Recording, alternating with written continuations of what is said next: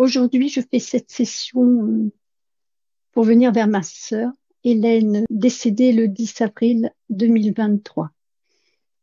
J'aimerais savoir si elle a quelques informations à me transmettre qui seraient importantes dans ma vie actuelle. Très bien. Je me connecte à Hélène maintenant. Je vois une dame blonde. Elle a quelque chose dans les mains. C'est comme si elle pouponnait. Alors je vérifie. Je la touche. Il s'agit d'Hélène. C'est sa fréquence. C'est bien Hélène. C'est sa fréquence. Humain à 100%. Elle tient dans un bras, dans une main, la main droite, un biberon. Et c'est comme si elle était en train d'allaiter un bébé. Je touche. Ça me dit qu'il s'agit d'Hélène, mais de Solange. Je vérifie l'information. Ici, elle est blonde. Elle a les cheveux raides, comme ça, là, avec une frange. Elle est... Elle ne ressemble pas à Hélène, la sœur dont il s'agit ici, mais par contre, elle montre des aspects d'elle, son visage joufflu. Il y a des aspects de sa peau un peu rouge. Je prends l'information. Il y a une hypersensibilité chez elle. Solange. Pourquoi? Cet aspect rouge sur son visage symbolise une hypersensibilité chez elle. Elle est dans une détresse affective. Laquelle? Je vais dedans, là. Elle a perdu un enfant.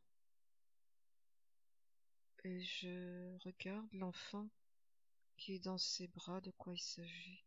C'est son fils, Mathieu. Son fils Mathieu, qui est né, qui arrive. Je remonte en arrière. Elle avait un nourrisson, Xavier. Ça me dit Xavier qui était la prunelle de sa vie. Cet enfant est décédé de mort subite. Et comment elle a vécu ça? Elle n'a jamais fait le deuil de ce décès. Et elle a pensé que pour compenser, ce serait bien d'avoir un autre enfant. Elle a été dans une forte détresse. Ça me dit une forte détresse qui l'a fait plonger dans l'alcool. Parce que c'est comme si elle se retenait. Avec l'alcool, ça lui permettait de noyer son chagrin. Il y a une forte détresse par rapport à un enfant perdu, abandon. Elle le ressent comme un abandon. Et j'avance. Et elle est tombée de nouveau enceinte. Mathieu. Cet enfant vient remplir le vide qui existe chez elle, mais sans le remplir complètement, parce que quand elle regarde cet enfant, Mathieu, c'est comme si il venait remplir un espoir, l'espoir à la vie. Elle le voit, quand elle le voit, c'est l'enfant perdu qu'elle voit. Mathieu est un enfant de remplacement qui vient répondre à un chagrin,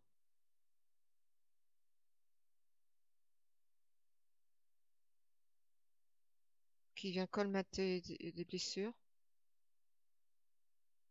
qu'elle ne règle pas le problème, parce que il y a un gros chagrin derrière, un gros chagrin avec une blessure d'abandon. Très bien, je reviens ici et maintenant. Je prends contact avec Hélène. Elle est obnubilée par ce qu'elle est en train de faire, elle ne m'a pas vue. Je fais en sorte qu'elle me voie.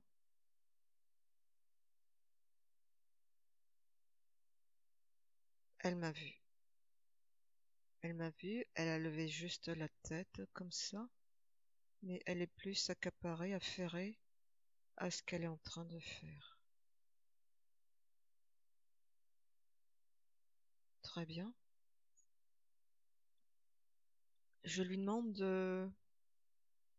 d'observer, de capter mes intentions. Là.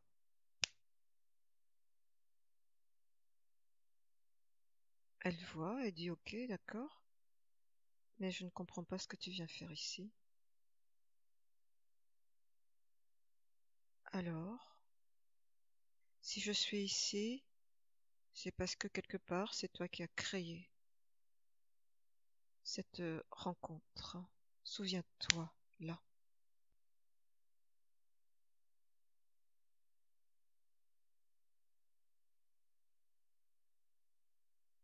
Elle me dit peut-être quelque chose en rapport avec le vide, un vide intérieur.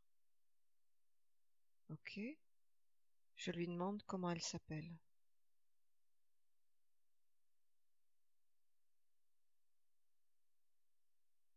Je lui demande si elle connaît Hélène.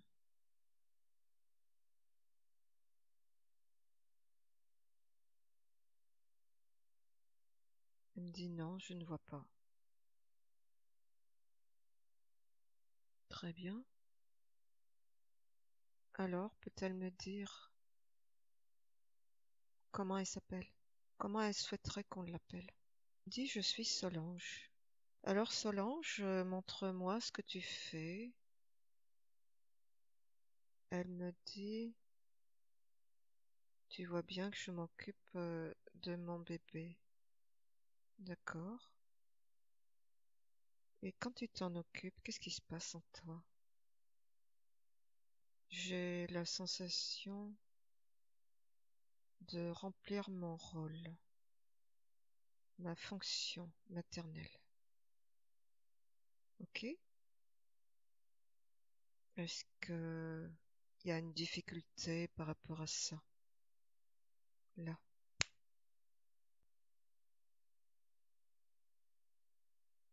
Elle me dit, j'aimerais que mon fils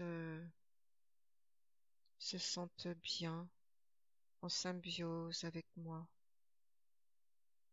qu'il ressente que je suis une bonne maman pour lui. D'accord? Mais est-ce que tu auras un doute par rapport à ça? Le fait d'être une bonne maman pour ton fils? Elle tourne la tête. Elle scrute. C'est comme si cette question a déclenché quelque chose chez elle. Elle se sent apeurée, ahurie, comme si il y a une montée de quelque chose en elle, une peur, la peur d'être une mauvaise mère. Alors, Solange, plonge en toi, là. Qu'est-ce qui se passe? Qu'est-ce que tu ressens? Tout d'un coup, j'ai comme de l'amertume en moi. J'ai des frissons. J'ai peur. T'as peur de quoi? J'ai peur d'être une mauvaise mère. Pourquoi?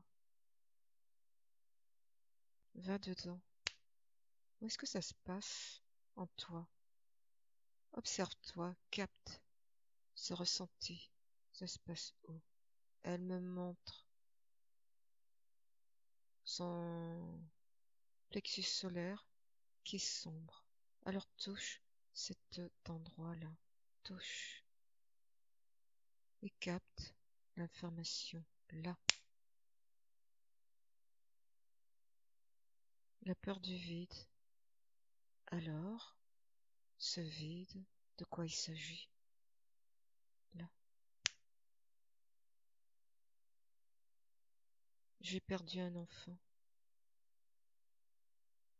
Oui, va dedans. Elle me dit, je ne veux pas, c'est des mauvais souvenirs.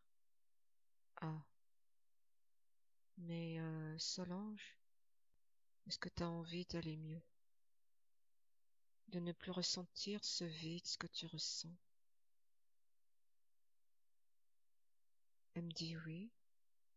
Eh bien dans ce cas, ça va être bien de descendre dans ce vide, d'aller te confronter à ce vide pour comprendre.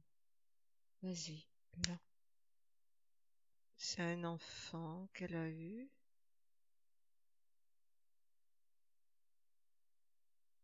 C'est un enfant qui a été désiré. Xavier. Il porte le prénom de son père parce que c'est l'enfant de l'amour. On avance dans le temps. Qu'est-ce qui s'est passé en rapport avec son vide? Je vois une image où elle est en train de coucher Xavier. Elle le couche. Il est emmitouflé. C'est un enfant qui paraît fragile. Elle a peur qu'il ait froid. Donc il a un bonnet. J'avance dans le temps. Elle le retrouve le lendemain matin. Il est sans vie. Il s'agit d'une fin d'expérience. C'est un choix. Le choix de cette incarnation de Xavier. Je reviens à ce jour. C'est la désolation.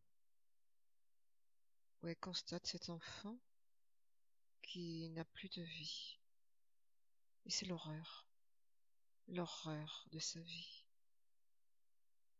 Un enfant qui était désiré, choyé, beaucoup trop couvert, protégé. Il était surprotégé. Pourquoi cet enfant était autant surprotégé? La maman avait des craintes. Elle avait des craintes. En réalité, elle projetait sur cet enfant. Elle-même n'avait pas été désirée. n'avait pas eu l'amour qu'elle souhaitait de sa mère, de ses parents, et elle projetait ce dont elle avait envie sur cet enfant-là. Ok, je reviens ici et maintenant. Je lui montre. Elle l'a mis dans un état de tristesse. Elle vient de faire ressortir un traumatisme.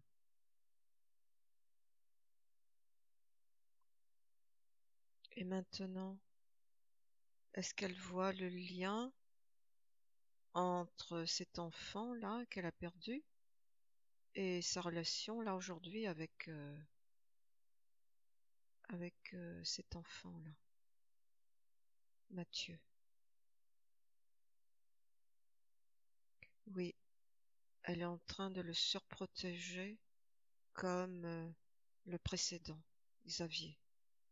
Alors maintenant, elle va regarder pourquoi elle fait ça, exactement. Le manque, le vide, la peur d'être abandonnée. La peur aussi,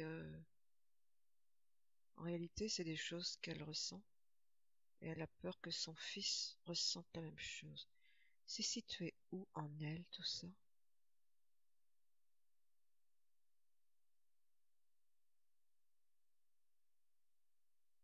Toujours, il y a une partie qui vibre dans son sein droit.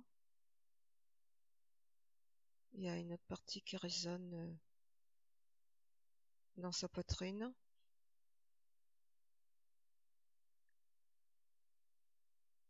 Eh bien, est-ce qu'elle veut garder ça? Est-ce qu'elle veut garder ses ressentis émotionnels? Ou est-ce qu'elle veut s'en libérer? Il me dit oui, ce serait plus confortable pour moi de me libérer de ça. Eh bien, aussitôt dit, aussitôt fait, elle va plonger en elle. Elle va ramener tout ce qu'elle ressent là, dans son plexus solaire. Et à 3, elle sort tout ça et elle le jette dans le néant. 1, 2, 3. Elle revient ici. Elle se sent. Elle capte. Qu'est-ce qu'elle ressent?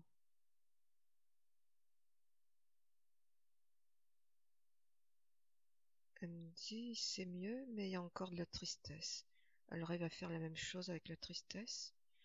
La tristesse, elle va pouvoir le neutraliser.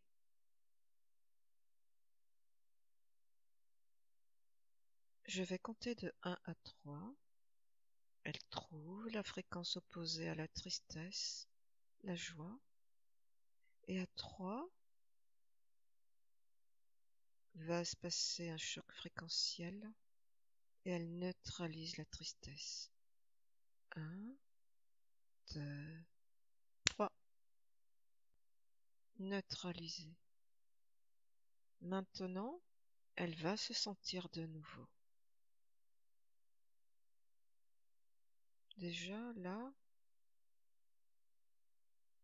elle a changé.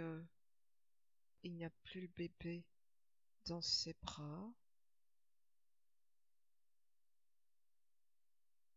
Elle est assise sur un canapé et elle observe. Pourquoi? Elle me dit c'est mieux, j'apprends à mettre de la distance, j'apprends à ne pas trop couver mon fils. Elle va maintenant s'observer, capter s'il y a quelque chose qui la gêne profondément. 1, 2, 3. Elle me dit, je me sens comme reliée à quelque chose. Très bien. Je lui propose de suivre son intuition. Là, ça la ramène dans un décor blanc, neigeux, froid. Ça symbolise ce qui est figé, ce qui est resté figé. Elle va observer le décor et elle regarde s'il y a quelque chose qui attire son attention. Là, elle se sent observée. Pourquoi? Elle suit son intuition et elle va au bout.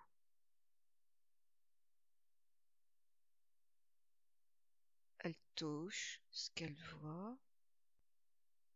C'est une énergie. Dis-lui de prendre sa vraie forme. Touche. Il s'agit de quoi? C'est un ADN reptiloïde. Révèle-le. Il s'agit de quoi exactement?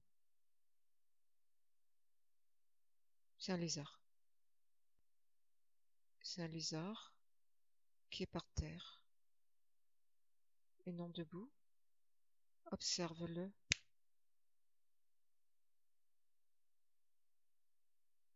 Il a une queue, mais il rampe au sol. Est-ce que c'est normal d'avoir ça dans ton espace? Là. Elle me dit non. Alors maintenant, ce décor-là, de froid, de neige, est-ce que tu veux rester dans ce décor?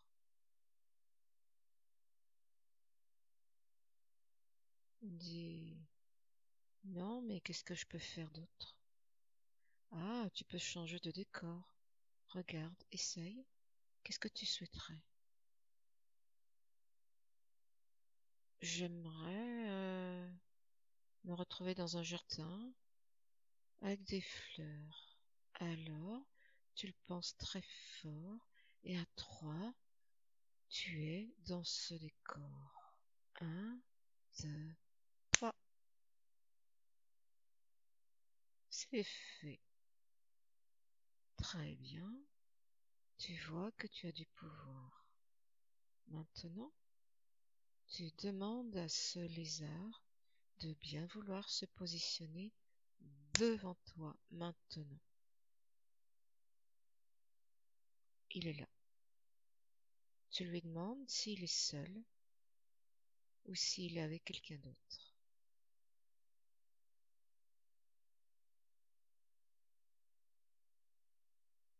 Il dit que lui, il répond aux ordres.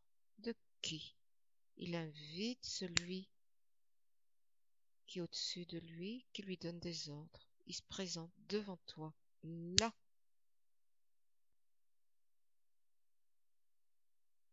Touche-le. C'est reptiloïde aussi, un draconis. Il est debout, observe-le. Il a un regard vert et il est impressionnant. C'est un peu le même modèle que l'autre, mais il est plus gros. Il a une queue et se tient debout. Demande-lui ce qu'il te veut. Là, ta détresse. Le fait de ne jamais pu avoir fait le deuil de Xavier. Très bien. Depuis quand il est là? Regarde.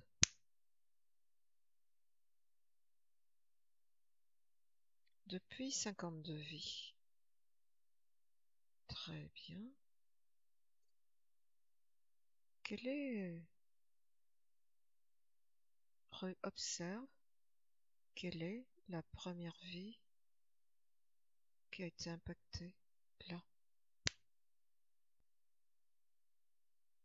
Cette vie de Solange, comment il est agissant sur toi? C'est comme s'il bouffait mes entrailles. Et quand il bouffe mes entrailles, j'ai des spasmes, des douleurs intestinales, et en même temps, il se sert de mon utérus pour faire pousser des œufs.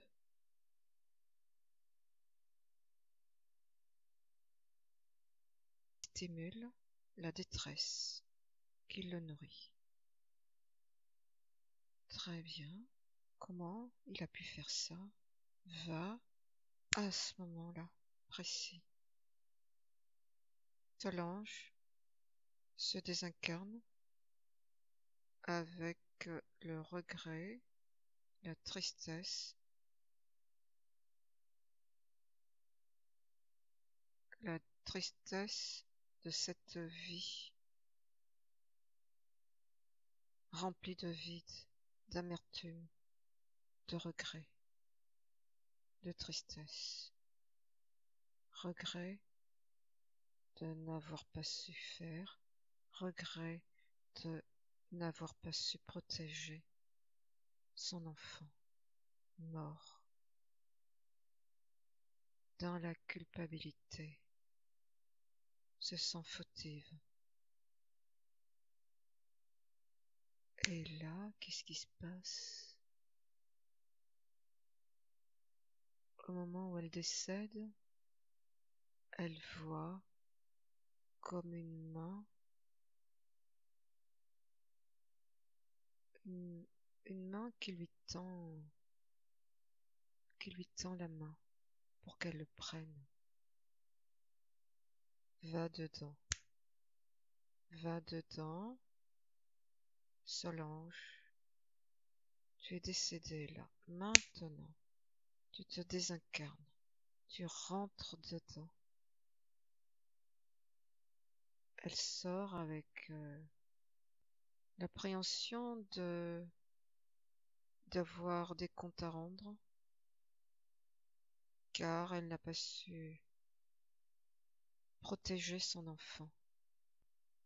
Elle a cette grosse culpabilité-là. Et du coup, qu'est-ce qu'elle ressent? Elle voit cette main. Attends, regarde, qu'est-ce qui se passe? Une main qui lui parle. Écoute, qu'est-ce qu'elle te dit, cette main? Viens, je vais t'emmener vers les tiens, où tu te sentiras bien protégé avec les tiens.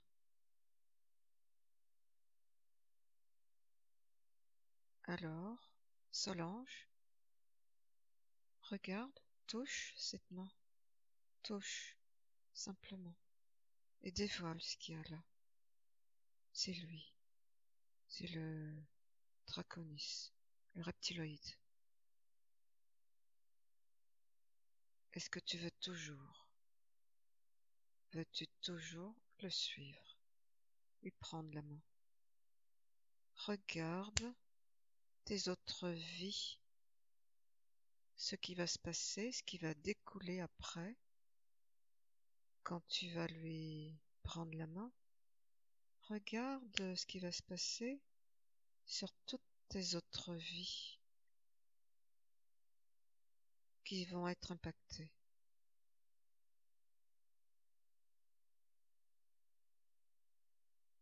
Regarde cette vie que tu as vécue en tant qu'Hélène.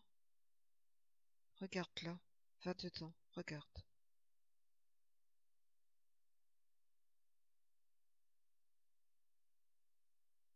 Oui, dis-moi.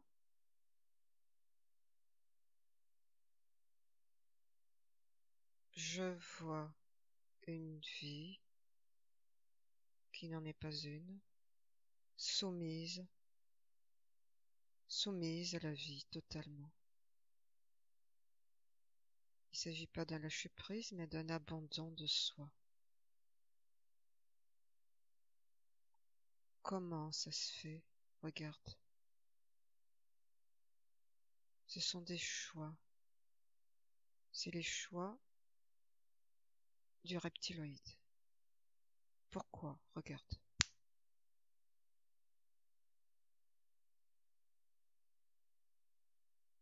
Il a mis en place une vie où je me sentirais rejetée, abandonnée, incomprise, même jusque dans ma propre famille. Comment il a fait ça? Parce que c'est lui qui a choisi cette incarnation.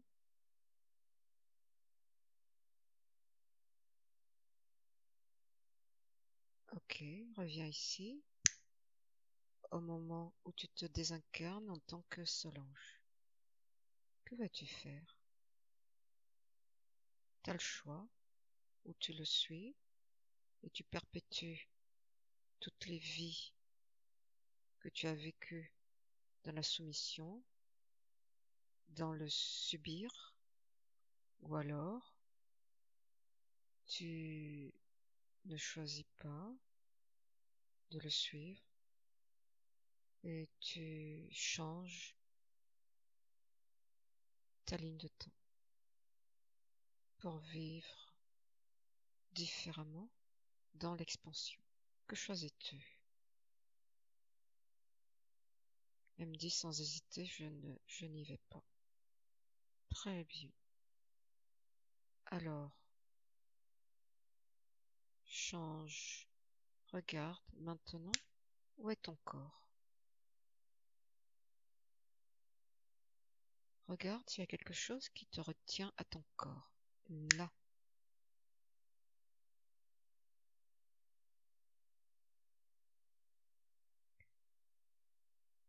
Elle me dit, je lâche, je laisse tomber les regrets sur mon corps physique. J'en ai pas besoin. Ok. Vérifie bien encore s'il n'y a rien d'autre qui te rattache. Et tu vas te libérer de tous les endroits où tu es resté accroché dans la matière. Là. C'est fait. Maintenant, comment te sens-tu? Très bien. Tu vas maintenant pouvoir vivre autrement, faire des créations, t'expanser. Que souhaites-tu?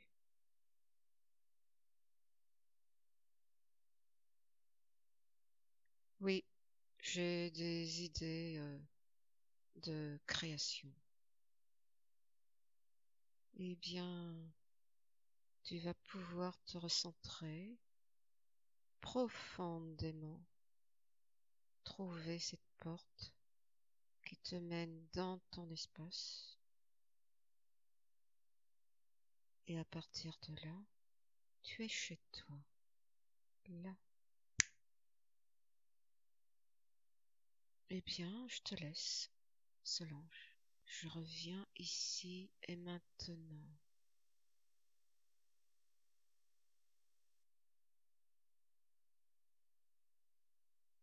Qui es-tu? Moi, je suis une passante. Et toi, qui tu es? Je m'appelle Hélène. Très bien, tu t'appelles Hélène.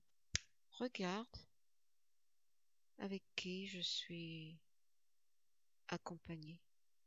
Observe.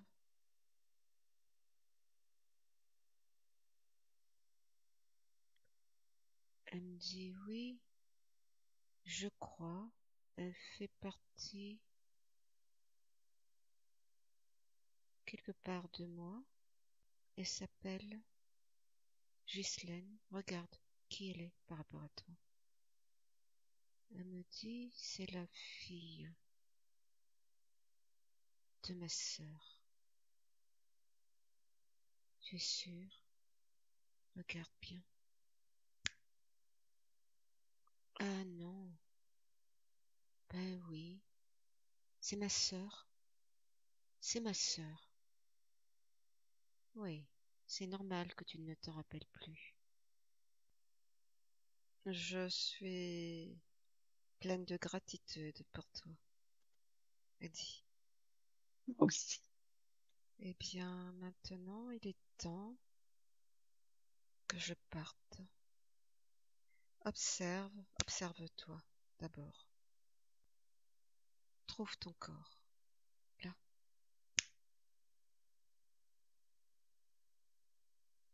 Et maintenant, lâche tout ce qui doit être lâché et qui n'est plus utile pour toi là où tu es. Lâche tout et vérifie aussi que tu ne restes pas accroché à la matière. Vérifie. C'est bon. Je suis prête.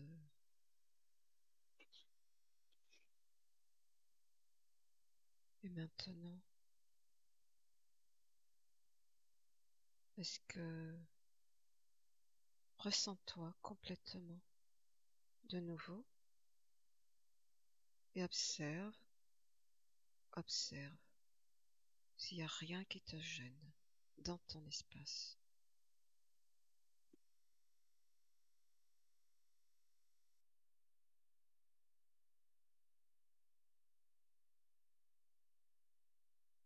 Non, je me sens bien. Très bien. Eh bien, maintenant, tu vas pouvoir ouvrir la porte qui va t'amener là où tu le souhaites. Et vérifie, touche, qu'il s'agit bien de ta fréquence. Et dès que tu te sens, tu vas pouvoir entrer à l'intérieur. Je te laisse. Je reviens ici et maintenant. Je me déconnecte de tout, de toutes et de tous. Je suis totalement déconnecté. Je suis dans mon espace.